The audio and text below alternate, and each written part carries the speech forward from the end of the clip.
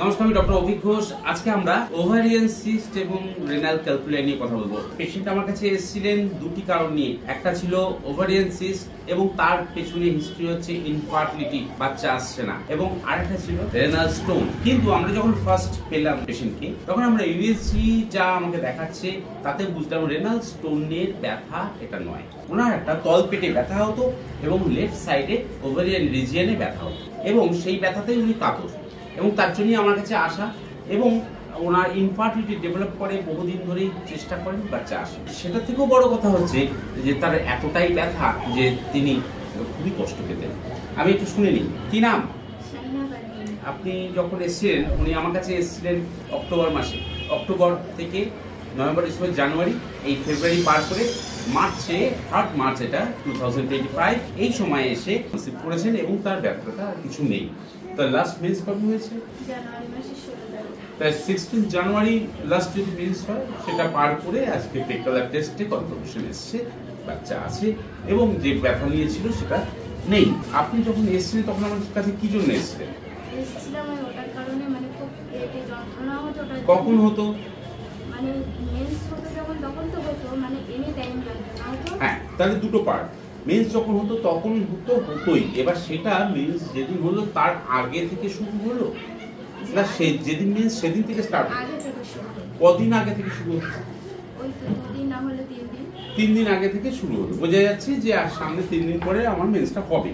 এবার men's start হলো। সেই ব্যথা, তলপেটে যে ব্যথা, বাদিক ঘেঁষে যে ব্যথা, সেটা কতদিন থাকতো? মেন্স যতদিন চলতো ততদিন, না প্রথম 2 দিন? মেন্স যতদিন থাকতো ততদিনই ব্যথা হতো। এতটাই যন্ত্রণা হতো, আমি উঠতে পারতাম না। শুয়ে থাকতে হতো।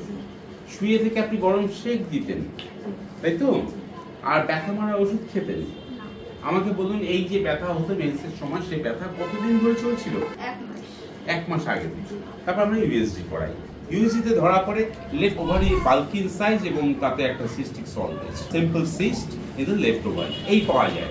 আমরা ট্রিটমেন্ট স্টার্ট করি। যখন আমরা ফার্স্টে মেডিসিন দিয়েছিলাম, তখন কিভাবে আস্তে আস্তে ইমপ্রুভমেন্টটা হয়েছিল, ব্যথা কিভাবে কমছিল একটু বল। যখন দিয়েছিলাম তখন একটু কম ছিল, কম হচ্ছে? মানে হ্যাঁ, যখন ভারী কাজ করতাম, নিচু হয়ে কাজ করতে পারতাম না, তখন যন্ত্রণা বাড়তো। যখন যন্ত্রণা হতো তখন পেট ভীষণ ফুলে যেত, আর ফুললেই কষ্ট হতো, হাঁটতে পারতাম না, বসে থাকতে পারতাম না, এমনকি শুয়েও থাকতে পারতাম না, পেটটা অতিরিক্ত ফুলে যেত। তারপর যখন আস্তে আস্তে আরো দিন গেল, তখন মেডিসিন খেয়ে লাস্ট মেন্সের আগে ব্যথা কি কমছিল? বা লাস্ট মেন্স 16 তারিখে যে মেন্স হয়েছিল 16 জানুয়ারি, সেই মেন্সে ব্যথা কি কমছিল? তার আগে কম ছিল। কম হয়ে গেছে। যেদিন হয়েছে শুধু সেই দিনটাই যন্ত্রণা ছিল। যেই মুহূর্তে এই কজটা, এই যে ডিসমেনোরিয়াটা যেই মুহূর্তে কমে আসলো, সাথে সাথে পেশেন্ট কনসিভ করলো। এবং এইভাবেই যখন দেখা যায় যে প্রচুর ব্যথা হচ্ছে বা ডিসমেনোরিয়া হচ্ছে, মেন্সের সময় প্রচুর ব্যথা। আচ্ছা, এখানে আরো একটু বলে নিই, এই মেন্সের সময় যে ব্যথা ছিল তো ছিলই, এছাড়াও সারা মাসই ব্যথা ছিল, মাঝে মাঝেই ব্যথাটা হয়ে উঠতো। তো আমরা এইভাবে ওষুধকে ভাগ করতে জানি। তার কারণ কোনো ওষুধ ডিসমেনোরিয়া বা মেন্সের সময় যে ব্যথা হয় সেই ব্যথাকে কন্ট্রোল করে। আবার দেখা যায় কোনো কোনো ওষুধ আছে মেন্সের সময় ব্যথা তো আছেই, প্লাস সারা মাসে যখন একটু করে ব্যথা হয়, সেই ব্যথাটাকে নিয়েই সেই ওষুধটা দেওয়া হয়। তাহলে এখানে কিন্তু আমরা মেডিসিনকে সিলেক্ট করতে পারি আলাদাভাবে। এনার ক্ষেত্রে যে মেডিসিনটা এসেছিল সেটা ছিল ল্যাকেসিস 200 আমরা প্রেসক্রাইব করেছিলাম। মাস 3 পরের থেকে রেজাল্ট দেওয়া স্টার্ট করেছে, 4 মাসের মাথায় কনসিভ করেছে। তাহলে একাধারে আমরা ওভারিয়ান সিস্টকে কন্ট্রোল করতে পেরেছি। এখনো ইউএসজি করা হয়নি, কিন্তু কনসিভ করে গেছে অটোমেটিক্যালি। আমি জানি যে একটা প্রোটোকল অনুযায়ী আমরা আগামী দিনে ইউএসজি রিপোর্ট পাবো, কিন্তু তাকে এতটা গুরুত্ব দেওয়া হবে না যতটা কিনা আমরা বাচ্চাটাকে গুরুত্ব দেবো। ওভারিয়ান সিস্ট এখন গুরুত্ব পাবে না, যদিও থেকে যায়, জানি ওটা কমেছে, তবেই গিয়ে সে কিন্তু কনসিভ করেছে। আর একটা জিনিস যেটা আমি টাচ করিনি, আমরা ইভ্যালুয়েট করতে চাইনি, সেটা হচ্ছে রেনাল স্টোন। আমি একটু ওষুধ দিয়ে রেখেছিলাম যে রেনাল স্টোনটা যেন এই যে কাজ করছি তার ফাঁকে একটু এগিয়ে নেওয়া যায়, হয়তো বা আগামী দিনে রেনাল স্টোনটাও পাবো না, তার কারণ আমরা ওষুধ দিয়ে রেখেছিলাম। তাহলে সব দিক দিয়ে বিচার করতে গেলে পেশেন্টটা একটা কমপ্লিকেটেড তিনটি প্রবলেম নিয়ে এসেছিল, দামি আস্তে আস্তে সব মিটলো এবং সেটা সুন্দর বেবি কনসিভ করেছে।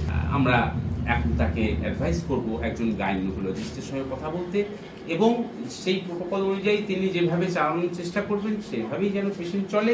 মাঝে মাঝে হোমিওপ্যাথি ওষুধ চলবে, যেগুলো আমাদের অ্যান্টিনেটাল কেয়ারের জন্য ব্যবহার হয়। খুবই সুন্দর ওষুধ।